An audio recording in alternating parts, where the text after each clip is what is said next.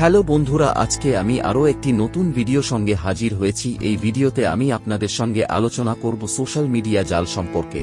যদি কেউ চ্যানেলে নতুন হয়ে থাকেন তাহলে চ্যানেলটিকে সাবস্ক্রাইব করে পাশে থাকা বেল আইকনটিকে অল এ সেট করে দেবেন, আর ভিডিওটি ভালো লেগে থাকলে ভিডিওটিতে একটি লাইক দিয়ে দিবেন। তো চলুন ভিডিওটি শুরু করা যাক। সোশ্যাল মিডিয়া প্ল্যাটফর্মও এখন আমাদের সমাজের অপার অংশ হিসাবে গণ্য। এটি আমাদের সামাজিক যোগাযোগ, ব্যক্তিগত অভিজ্ঞতা, বিপন্নতা আর উদ্যোগের একটি গুরুত্বপূর্ণ মাধ্যম হিসাবে কাজ করে। তবে এই সোশ্যাল মিডিয়া প্ল্যাটফর্মও এর বিনিময়ে অনেক সময় একটি অপেক্ষাযোগ্য ঝামেলা তৈরি হতে পারে, যা সোশ্যাল মিডিয়া জাল হিসাবে পরিচিত। সোশ্যাল মিডিয়া জাল কি? সোশ্যাল মিডিয়া জাল হল এমন একটি অবস্থা যা সোশ্যাল মিডিয়া ব্যবহারকারীদেরকে ক্ষতি করতে বা অপ্রত্যাশিত পরিস্থিতিতে প্রবৃদ্ধি করতে উৎসাহিত করে। এটি মুখোমুখি আত্মত্যাগ, ধারণা অপহরণ, মানহানি, সামাজিক আইসোলেশন এবং অন্যান্য অসতর্ক অনুভূতিগুলির জন্য কারণ হতে পারে। রিয়েলিটি অফ সোশ্যাল মিডিয়া নিয়ে একটি বিষয়বস্তুত আমরা নিম্নলিখিত 5টি পয়েন্টে আলোচনা করতে পারি।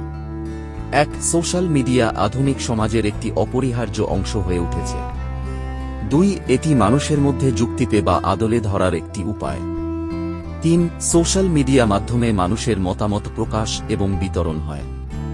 4. এটি সামাজিক যোগাযোগের সহজ উপায় প্রদান করে।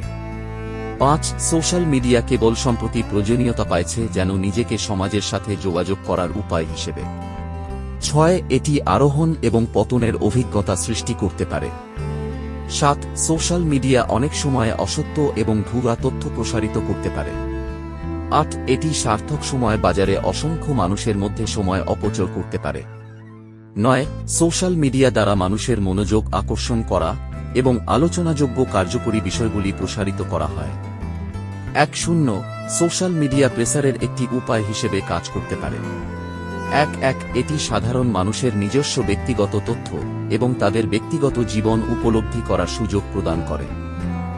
2. সোশ্যাল মিডিয়া প্রযুক্তির মাধ্যমে আমরা বিশ্বের বিভিন্ন অংশের ঘটনার সাথে যুক্ত থাকতে পারি। 3. এটি আমাদের মতামতের বৈশিষ্ট্য উন্নত করে এবং প্রতিবেদনের মাধ্যমে আমাদের মতামত প্রভাবিত করতে পারে। 4. সোশ্যাল মিডিয়া মাধ্যমে সমাজের নেতৃত্ব এবং ধারাবাহিকতা সৃষ্টি করা হয়। 5. এটি সমাজের প্রত্যেক উপকারে আগ্রহী ব্যক্তির জন্য প্ল্যাটফর্ম প্রদান করে। তো আজকের জন্য এটুকুই, দেখা হচ্ছে পরের কোনো ভিডিওতে নতুন কোনো টপিকের সঙ্গে। তো ততক্ষণের জন্য আপনারা সকলে ভালো থাকুন, সুস্থ থাকুন।